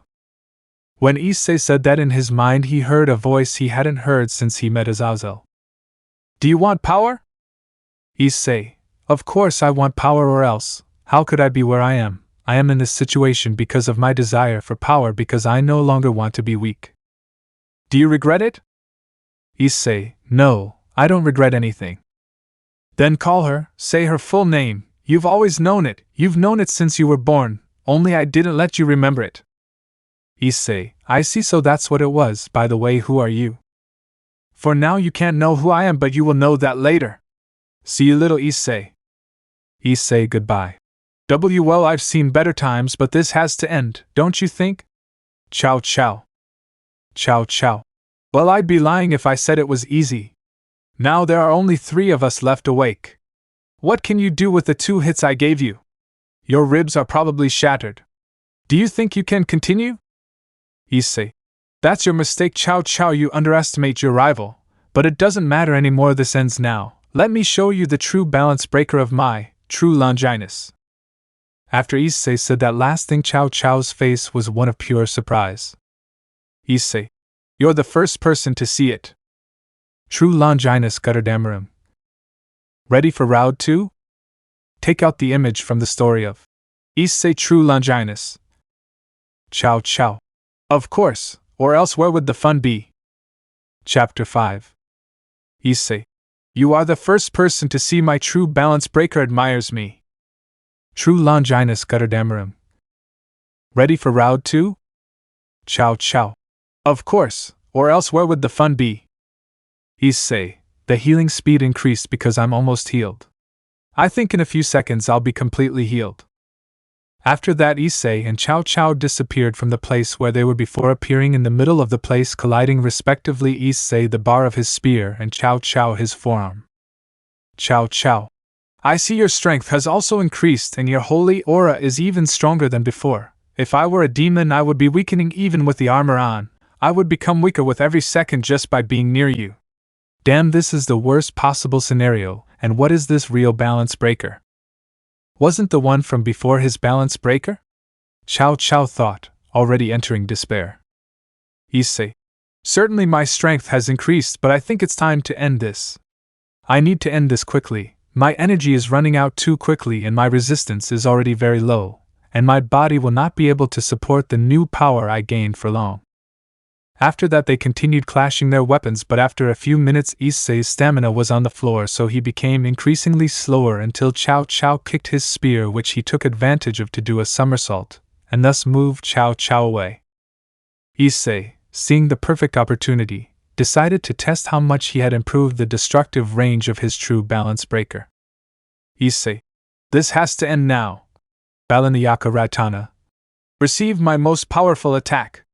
When Issei said that, one of the orbs on his back positioned itself in front of him, taking the form of a red spear, which Issei took and threw with all the strength and magic he had left. Issei, take it! After that Issei just fell to the ground, losing his balance breaker, and then barely got up with his spear, which he could barely hold. Issei, what's happening? I know that's not enough to kill you, especially with that armor of yours. Haha. Issei said with clear tiredness in his voice. Damn, I'm about to lose consciousness. Chow Chow. Well, you're right, this wouldn't kill me, but you caught me off guard and it hurt me a lot. After that, among the dust from the explosion that reached George, who tried to protect Chow Chow but ended up hitting them both, the silhouette of Chow Chow began to be seen. Damn, I think I've reached the end. After that the dust of the area dispersed, showing a very wounded Chow Chow and George. Both Chow Chow fell to his knees, showing that he was bleeding from his head. Of his armor only a few parts remained, the rest was shattered, and George was unconscious on the ground, causing the dimension they were in to disappear due to the lack of the Longinus that maintained it. Issei. Well, I think it's my victory, don't you think? Chow Chow. Chow Chow. Why, you're right, it's your victory. Well, since you won, we should go. The angel faction must have already noticed the presence of 4 Longinus in the same place, so now they shouldn't take too long to arrive. Issei. Well, you're right, we should go. Let's pick up your companions and gather them here. After that he went to pick up the girl Jean and the swordsman called Siegfried as best he could, and Chow Chow went to look for Leonardo. After they brought the aforementioned, they made the last effort to bring Heracles between the two. After that, Issei made a magic circle that took them to a house that was being rented. In the same house, a magic circle is seen forming in the living room, which begins to glow to reveal 7 figures of the people who had been seen before. After they arrived, Chow Chow fell to the ground unconscious from exhaustion, and Issei only managed to sit on one of the furniture in the room before suffering the same fate as Chow Chow. Time skip 5 hours. Issei was slowly opening his eyes to notice that he was the first to wake up, and after about 10 minutes the others would start to wake up as well. Chow Chow. Where are we? Issei. Did I hit you so hard that you'll forget what happened? And to answer your question, we're in my temporary house. Heracles. Shit, I feel like a truck ran over me. Chow Chow. I'm sorry, it's my fault, he replied to his companion, who looked at him in confusion. George. I don't remember anything else after trying to stop that attack. Shit, I thought I was going to die. Siegfried. I don't know anything after I started clashing weapons with him. he said, pointing at Issei. Leonardo. My chest hurts, he said with a bored expression. Issei. And that's my fault, I'm sorry, but I had to stop those monsters.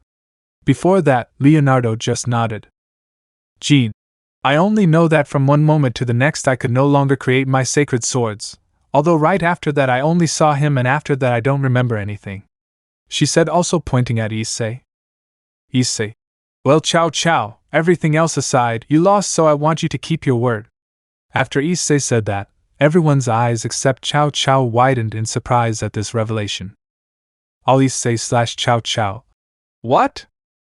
Issei. That's right, you lost, so I want you to tell me exactly why you wanted me to join you and what you meant by my Chow Chow blood, Issei said, looking directly at Chow Chow. Chow Chow. I don't see why not tell you. Well, the objectives of the Khaos Brigade are, and those are their objectives, but our objectives are different. Our objectives are to show that humans are not weak and we are not an object or property as the demons or fallen angels seem to see us. We are not the strongest race, but we are not weak either.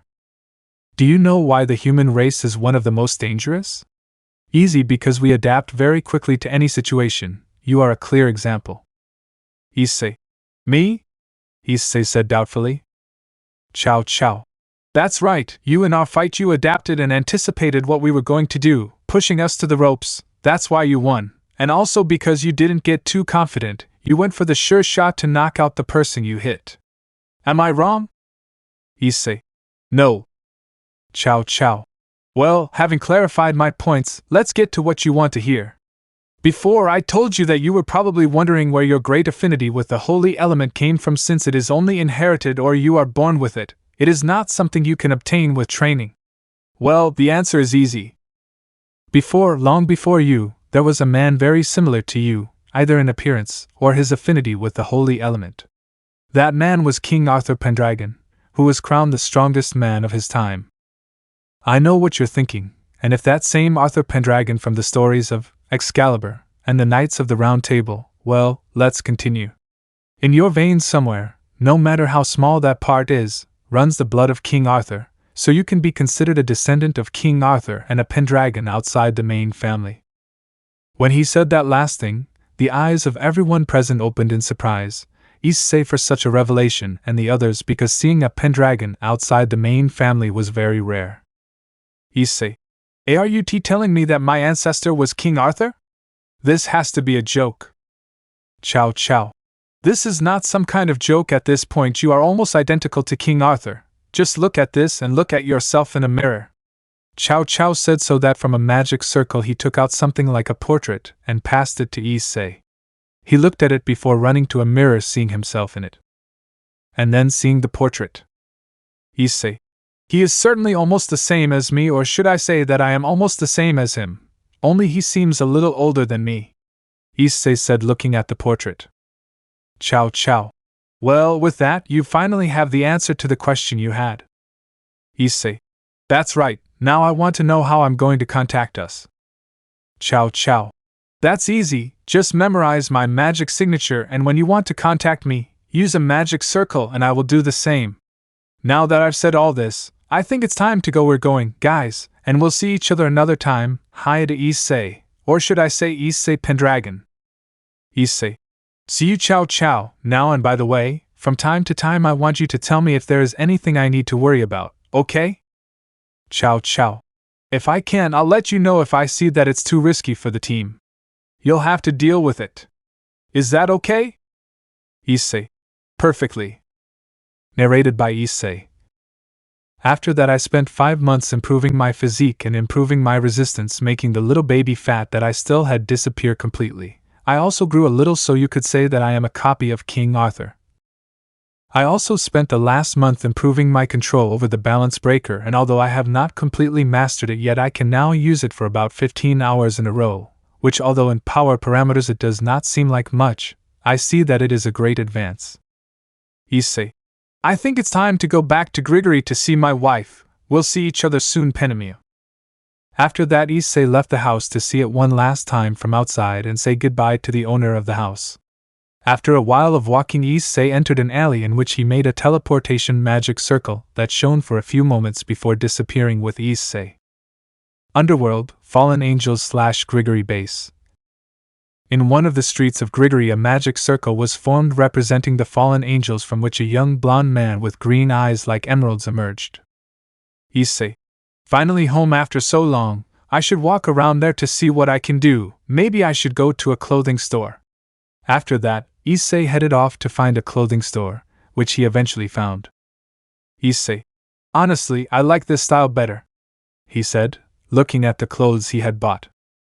Sorry for not giving descriptions, I'm terrible at that XD. When Issei left the store, he caught the eye of several women, most of whom looked at him with lustful eyes, others with curiosity. But he didn't bother to pay attention to them. Instead, he wanted to find Penemu. Issei. Well, I'll have to try that location spell. After that, a magic circle appeared at Issei's feet, but instead of being golden like all his other circles, it was purple. After finishing, the following happened. Issei. I found you, and you're with Azazel and Vala. You make it easier for me. He said to make a magic circle and teleport to Azazel's office, which was where the three of them were gathered. Seconds before Azazel's office. Penemu. I'm telling you, Azazel Kokobile isn't up to any good. That guy just wants to watch the world burn. Val. Then why don't I just give him a few punches and bring him back? Azazel. We can't just attack him because if he's a cadre, accusing him without proof would only bring distrust among ourselves. At that moment, a golden magic circle of the fallen angels appeared, making those present pay attention to it. Moments later, a blond boy with green eyes appeared, whom neither Azazel nor Vala recognized, but Penemu did. Penemu. Issei Hyoudou An, she said, jumping into the arms of the man already identified as Issei. Azazel / Vala. Issei. They both shouted in surprise. Issei. Yes, it's me, but there's no need to shout. Azazel. I must assume that if you came back it must be because you succeeded, right? He said, drawing Valio Penemu's attention. Issei. That's right, it's called True Longinus Gutterdamarum. Azazel. Sacred Spear of the Pure White Knight. Why that name? Issei. This time I didn't name the balance breaker. That's the real name of their balance breaker. Azazel. I see, well, it's a good name, but now I need you to listen to me on something. Issei. Go ahead, I'll listen. Azazel. We have reason to believe that Kokobile is planning something that involves your brother's master Rias Gremory and the other girl with whom they guard their territory together, Sona Citri, which is why I'm sorry to bother you just arriving, but could you go next week to Kud to watch over Rias Gremory and Sona Citri together with Vala? Issei. It's no problem for me. What do you think, Vala? Issei said, looking at Vala while still holding Penemu in his arms, hugging him. Penemu. But will Issei-kun take long to return? Issei. Calm down, Penemu. When I get back I promise I'll have a date with you. Is that okay with you? He said, looking into her eyes. Penemu. That's fine with me, but you have to keep your word. Issei. Then you also have to fulfill your promise from 3 years ago, you know the one. He said as he approached Penemu's ear and whispered. If you meet my expectations when you return I will reward you. He said in a hoarse voice, making Penemu shudder and blush. Penemu, since when did this guy become a seducer? Penemu thought, extremely blushing. Val. Ahem, I think it's better to leave that for the room, and answering your question from before, I agree to go next week, but now I have another question. How strong have you become in these 3 years since you were gone? Issei. Who, are you curious? Well. Chapter 6. Issei. Who, are you curious? Well, I'm at my current level. I would say that I can only kill a Mao, although depending on whether it is with pure skill I would achieve it with great difficulty, but using my 7 treasures I would win relatively easily. Of course that is except for those 2 monsters, but if I fight against the Mao's Leviathan or Asmodeus I would undoubtedly win. Now Azazel, I want to ask you something. Did you know about my origin? And if so, why didn't you tell me? Azazel. I see, when did you find out? Val. I don't understand what you're talking about. Vala said, confused. Penemu. I'm the same as you, Vala. Issei. I found out 6 months ago, now tell me why you didn't tell me. Azazel. I didn't see the need for it, and I couldn't say that there was a Pendragon among my ranks. Do you know the problems that would bring me with that family? They might not be as strong, but they are influential. Penemu/Valley. Pendragon? They both shouted in surprise. Azazel. That's right, this boy is a descendant of King Arthur Pendragon. I found out a few weeks after I brought him since I could not explain where his affinity with the sacred element came from, and then I began to investigate his family. Of his parents and siblings, none seemed to have the talent with sacred energy like Issei. So I looked in his paternal family and found nothing, so I began to consider that he was only born with the affinity, but it was too high to say that. Then I began to check his maternal family and guess what I found. Issei's mother's father was a Pendragon, more exactly Andrew Pendragon, a Pendragon who escaped from the main family. He was the firstborn and older brother of the current Lord Pendragon, so Issei can be considered the legitimate heir to the Pendragon house. But now, Issei, I want you to accompany me to something. After saying that to Issei, I looked at Penemu and Vala to go get ready. Vala, I see, I should tell Arthur this, he thought before leaving the room. Issei. So Azazel, where are we headed? Azazel. Let's go to an island in the Pacific Ocean. I want to see what range your destructive power has reached, he said, turning to look at me. Issei. I understand, I will show you my most powerful attack, but not at full power since I haven't even tried it, honestly. Is that enough? I asked, already knowing the answer. Azazel. Do you know that right now your attacks are powerful enough to kill 2 of the 4 mouths? I asked myself with some doubt. Issei. I couldn't care less about the mouths, my objectives are only 2, and that is Shiva and Indra, he answered seriously to Azazel. Azazel. Okay, I'm going to make the magic circle. After he said that, I saw how in a few seconds the circle was already made. Issei. Well, what are we waiting for, Azazel? Azazel. Easy, Penemu and Valley, both of them will surely want to see how much your power has increased over the years, he replied with a mocking smile. Issei. You know that if I don't live up to Penemu's expectations, she's going to punish me, right? When I saw his smile widen, I knew he was planning it, and then I just sighed and said, Let's make a bet. If I don't live up to your expectations, I'll do your paperwork for a month. But if I live up to your expectations, you'll do Penemu's paperwork and yours for the aforementioned time. Done?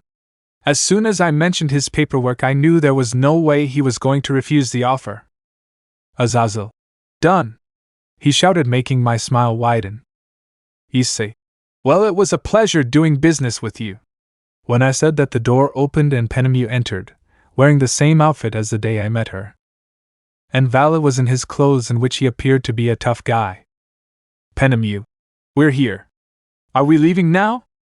Vala, let's do this quickly. He said, disinterested, but inside he wanted to see how strong Issei was since he hadn't seen his power in a while. After saying that, we all entered the magic circle to appear on an island. When we entered, we found some ancient buildings, including a church. Azazel. Well, we are here, he said, to which I nodded. To then make a magic circle of flight to go up and ask Azazel the following. Issei. So Azazel, which one do I use? The subspecies or the real one? I said, looking at him next to me. Azazel. Use the real one.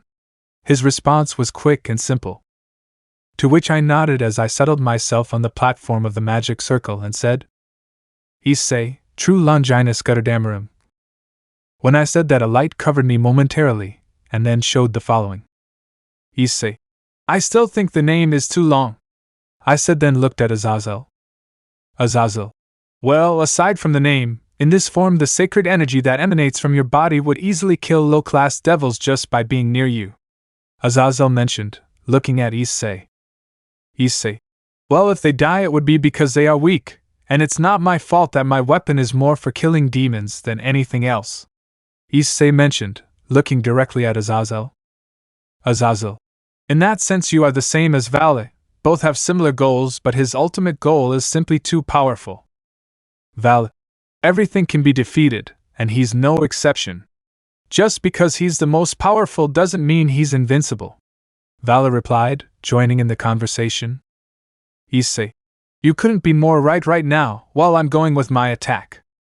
Issei, this is the most powerful attack I have, Balanayaka Ratana. The morning star falls on the world. When I said the name of my attack, the same thing happened as with Chow Chow. One of the orbs on my back took the form of a red spear which I threw towards the buildings. Azazel. What the buck is that? Azazel had his jaw on the floor, but then he looked at me accusingly. Penemu. Issei, you just said that this isn't the strongest form of your attack, your most powerful? Issei. That's right, if I were to use my attack at full power, I would use up all my magic power and all my stamina, so that would only be a last resort in case of emergency. Now sensei, did I meet your expectations? I said, looking at Azazel with a mocking smile. Penemu. This is certainly amazing and exceeds my expectations. Penemu said to Issei, watching the explosion that was barely attenuated. Azazel. Well, leaving that aside, we have to return to Gregory since now I have doubled the paperwork to do. Azazel said with a depressive aura over him. Penemu, double it? The woman asked, confused. Issei. He lost a bet with me. Let's say now you don't have paperwork for a month and he has double for a month. He said, looking at Azazel with an evil smile. Issei. Vala, could we have our fight another time, when we don't have to do anything? Vala. It's fine with me. I'm looking forward to our fight. After that, the days passed in which I spent them with Penemu, in which we were training because she wanted to see how I was with the spear. Then the last days of the week we spent at home, and on the last day I took her to one of the places that I liked the most on my trip around the world. The Sala de Uni. It was one of the places that I liked the most, and apparently she liked it too, and when night fell I took a photo of her that I liked a lot. Is this place beautiful, right or wrong? After that we went back home and prepared dinner, although Penemu was surprised that I had improved in the kitchen since before it was disgusting, but I still can't compare myself to her cooking. The next day Vala and I were in Azazel's office waiting for him, although we didn't wait long since in the same office a magic circle appeared and Azazel came out of it. Azazel. Okay guys. I've finished all the preparations. Since I need you to keep a close eye on those girls, I want you to go to the same academy. He finished with a smile, but Vala and I froze when we heard the word academy. Issei. Azazel moment, what kind of academy do I need to study? Vala. I think the same as Issei, I don't need to study. Azazel. Vala, you can see it as a time to rest from missions and training, and you, Issei, see it as an opportunity to get closer to your brothers who study at the same place, so what do you say? Will you do it? Vala. I'll take it, but only because I want to take a break. Issei. Well, I will too, but only because I want to see them. Narrated by Issei.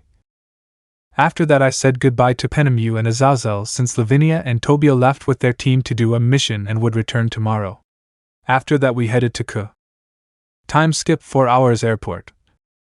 There were 2 young men who had just arrived at the Tokyo airport, but wherever they went they attracted attention, but mostly from the female public since they did not appear to be Japanese, since one was a platinum-haired man with blue eyes like the ocean, and the other was a boy with blonde hair that seemed to shine as if it were gold, and his green eyes like emeralds only made him look more handsome in the eyes of women. Val. I still don't understand why we teleported to Great Britain and then took a flight here. Issei. We have to go as unnoticed as possible. Or do you want to be discovered as soon as we arrive? Val. I see you're right, he said, already understanding what she meant. After that we took the subway to Ku City, which was a relaxing ride with me listening to Fall Out Boy and the Phoenix. Here in case you want to listen to it. And I think Vala was playing on the phone. Issei. And we're finally here, I said, stretching at the Ku City subway station. Val. So, where are we going now? Issei. First to the address of the house Azazel prepared, and then we'll have to go to Ku Academy to look for the uniforms and class schedules, he said, explaining to Vala. Val. I see, well, let's take a taxi. After a while of waiting for a taxi we found one, although when I gave him the address the taxi owner looked at me for a moment, and then started driving. After a while the suburban houses stopped being seen and instead we saw more expensive buildings, even mansions, so I thought we would have a house beyond average, but when we arrived I had the big surprise of seeing this. Issei. A damn mansion, I said in amazement. Val. Well, this is normal for Azazel.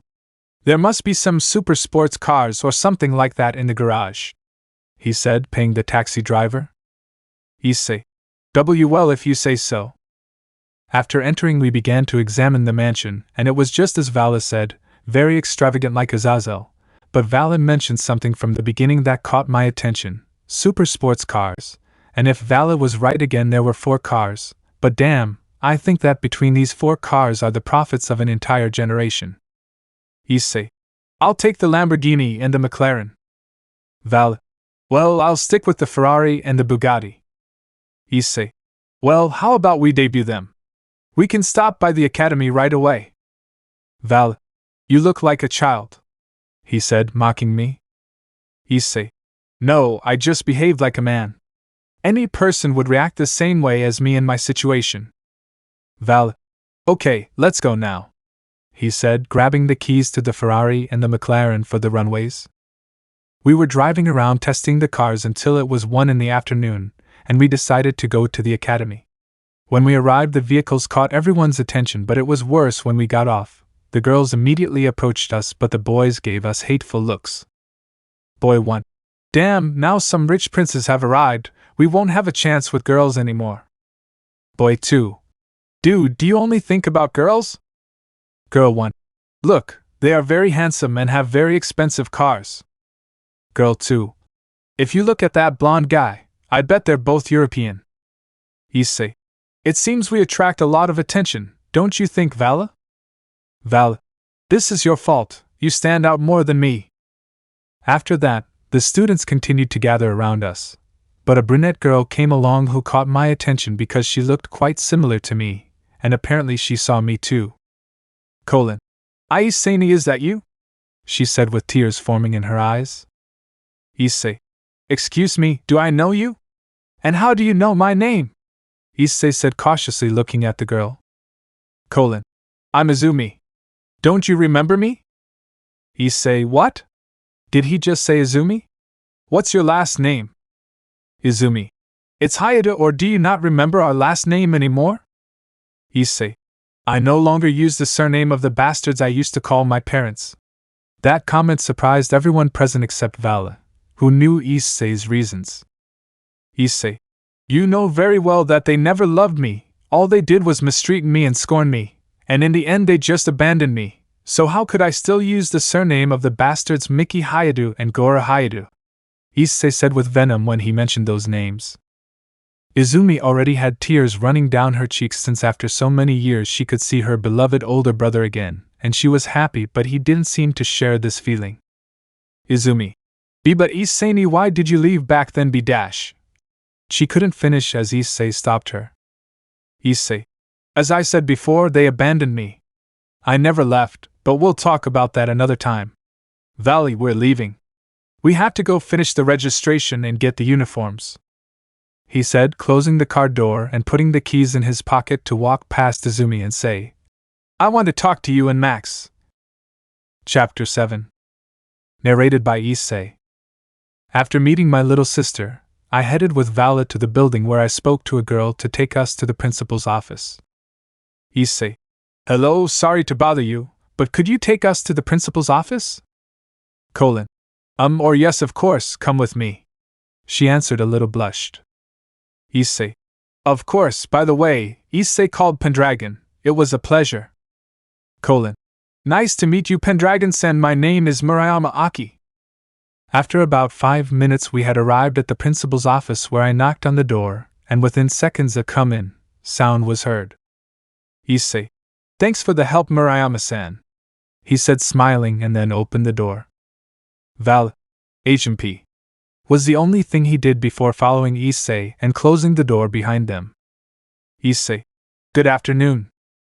Valley. He didn't say anything. Director. Well, I'm the director of this academy, and I think you guys should be the transfer students from Great Britain, right? Issei. That's right, My name is Issei Pendragon, nice to meet you. Val. I'm Vala Morningstar, nice to meet you, he said disinterestedly. Director. Well, I'm almost done with your paperwork.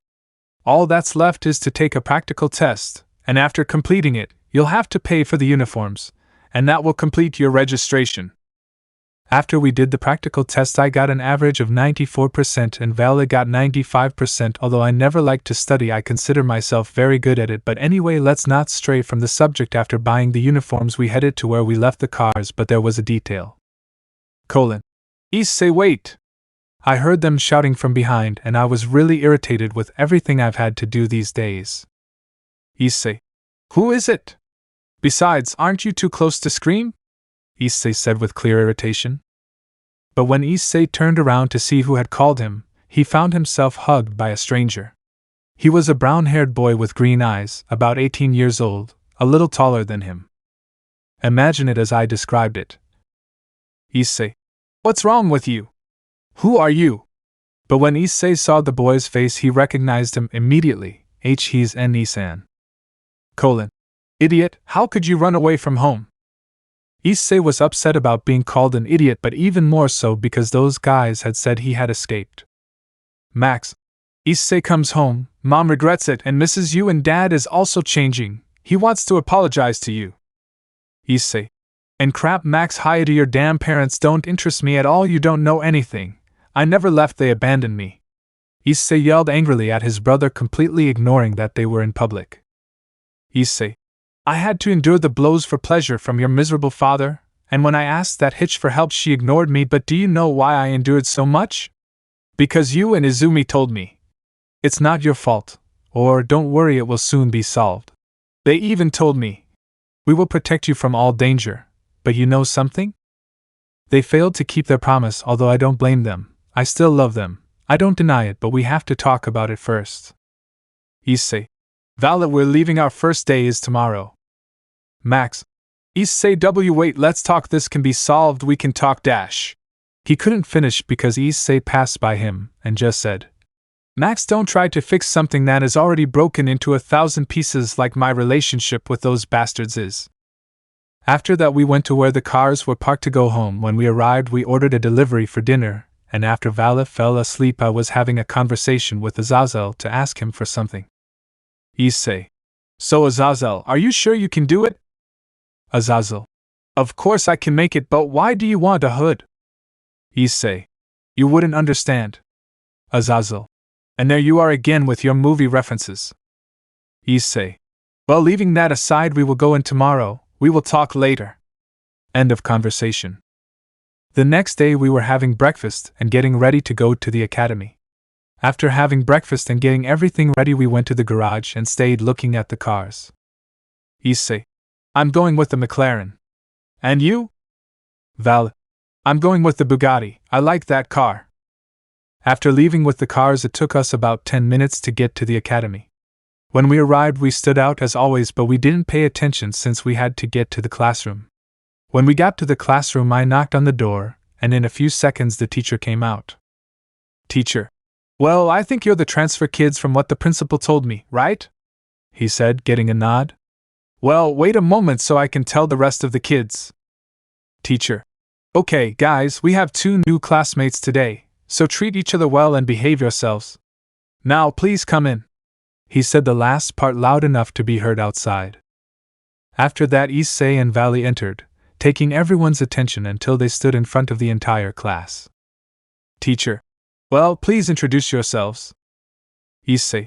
Well, my name is Issei Pendragon and I come from Great Britain. More specifically, I am from England, although I am originally from here in Japan. It is a pleasure to be here with you, Issei said with a smile that made several girls blush. Val. My name is Vala Morningstar, nice to meet you, Vala said, disinterested, although several girls thought he was cute. Narrated by Issei. After our introductions, I was looking at the faces of everyone present and none of them looked familiar. But then I recognized someone, and it was Murayama-san. But when I was about to greet her, the teacher told everyone that they could ask some questions. Girl 1. Pendragon-san, are you related to Max-senpai and Izumi-san from 1st and 3rd years? And if so, why don't you share the same last name? Issei. Well, they're my brothers, but we're not on the best of terms, and I'll just say I'll throw out the last name thing. When Issei said that, several people in the audience were surprised. Girl 2. Vala-san, do you and Issei-san have a girlfriend? Val. I think Issei has it, but I don't. Vala said, not noticing the sparkle in several girls' eyes. Boy 1. Pendragon-san, I really like reading history, so I think your last name is the same as King Arthur's, Pendragon. Do you have any relationship with him? The boy said doubtfully. Issei. Well, the truth is that I adopted the surname from my grandfather who had the same surname, and if I have any blood relation with the king, I don't know the truth. Issei said, obviously lying, looking at the boy. Boy 2. Well, I have one last question. Is your family rich? Issei. Well, my legal guardian, you could say so. Teacher. Okay, Issei Pendragon can sit behind Asia Argento and Vala Morningstar can sit behind Aki Murayama. With that said, we'll start class in 5 minutes. After Vala and I followed where the teacher pointed out, I followed where there was a very pretty blonde girl with green eyes, but I felt demonic energy in her, so I assumed it was a deer of Sona Citri or Rias. Issei. Issei Pendragon is a pleasure. Asia Argento-san. He said, smiling at the girl. Asia. Nice to meet you, Issei-san. I hope we get along. Issei. I hope the same. And so my first day of school passed, just like it would with anyone, although at lunchtime my brothers came into the classroom looking for me. Max. Issei, we need to talk, and please, this time I want you to tell us what really happened. Izumi. Ni-san is right, Issei, we need to talk. Issei. And at what point did I refuse? From the beginning I told them we have to talk, but first we go to the cafeteria since my friend was kidnapped. Issei said, watching as Vala was dragged by some girls. After that you can see how Issei and his brothers went to the courtyard after passing by the cafeteria. Issei. Well, we're here now. Ask and I'll answer whatever I can, he said, starting to eat. Max. Where have you been all these years since your so-called getaway? Until now. Issei. I can't answer that. All I can say is that I was getting stronger. Izumi. What did you mean when you said I was abandoned? She said, looking at his face. Issei. That same thing that abandoned me that day in the field after you guys put him to sleep. Your father hit me and mother stayed watching until the moment it was your turn to leave. Issei said, somewhat annoyed. Max. And after that, what happened? Who rescued you? Issei.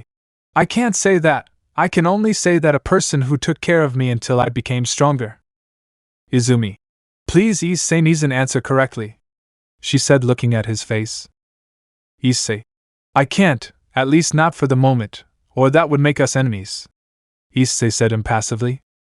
Issei. Also now I want to ask, what did those bastards tell you? Issei said with clear venom in his voice. Max. They told us you ran away in the middle of the night, and when they came to wake you up you were gone. Izumi. And after that, Mom gradually seemed more depressed as time went on, and soon Dad did too, the girl said sadly. Issei. I couldn't care less what happens to them, they're just trash.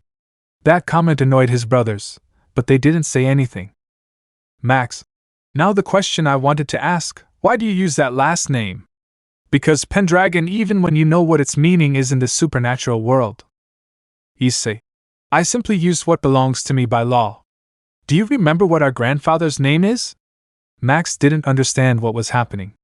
From what I see, you don't know. Well, our grandfather's name was Maxwell Pendragon. That's where I imagine your name came from, Issei said simply. Issei. I've already told you a lot. We'll talk again when I can tell you everything, or at least what I want to say.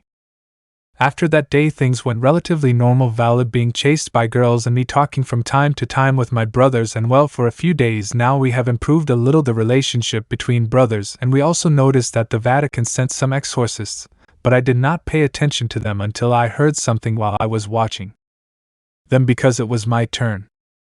I couldn't see Issei-kun. Besides, his brothers are demons. What do you tell me that they haven't killed him?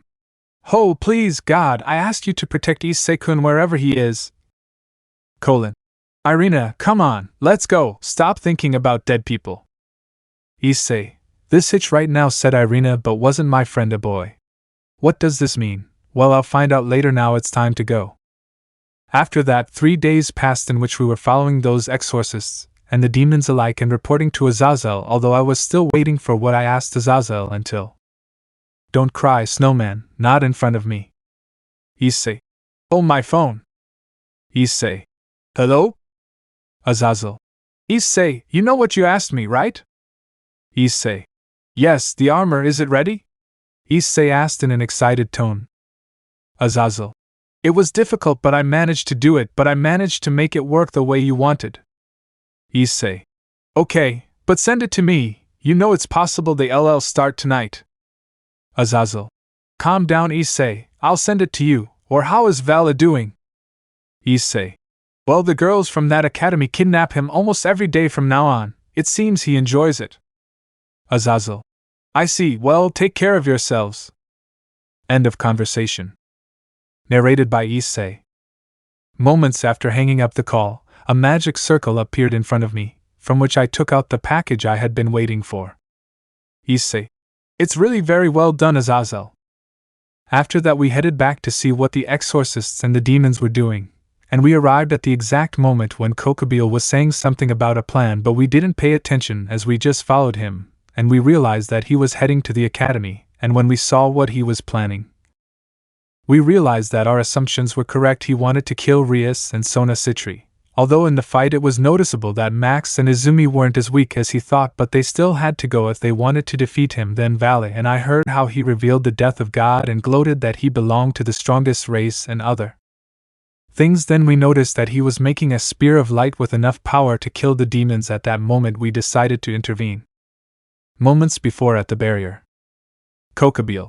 Ha ha ha ha ha ha ha. They can't do anything, they are very weak, but don't worry, their sacrifice will help me start a new war. Rias. You're a bastard. Max. Haha, damn, I'm so tired. Izumi. Nissan. He said, waiting for his fate.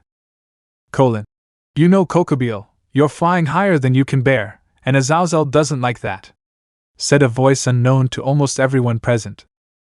Crash. The sound of breaking glass was heard, and then 2 figures could be noticed. One was flying with white armor with golden details and blue gems shining brightly. And the other person was a boy wearing silver armor with blue details and a black and white hood that hid his face. Kokobile. This can't be. Azazel is supposed to have sent them on a mission. What are they doing here? White Pendragon. You know you're irritating when you shout, and I want to wear this new armor that Azazel made me. You are disgusting in every way, Kokobile. Do you want to lead your species to extinction? He said in a distorted voice. Hey Val, take off your helmet, your voice is scary like that. Val. Very funny, Issei says he who with his weapon can kill everyone present with a single stab, he said, having already taken off his helmet, showing his face. Issei. You're right, now Kokobile, what's stopping me from impaling you right now? When he said that, he summoned a spear that made all the demons present shiver. Issei. Isn't Kokobile beautiful? The most powerful Longinus. Izumi. Issei, is that you? Issei. That's right, I'm Issei Pendragon, descendant of King Arthur Pendragon and wielder of the most powerful Longinus, the true Longinus. A pleasure. Let me know in the comments below if you guys want the next part. Also check out my other video that has been shown and left. Thank you for watching. If you enjoyed this video, please like and share this video. And have a fantastic day. Bye.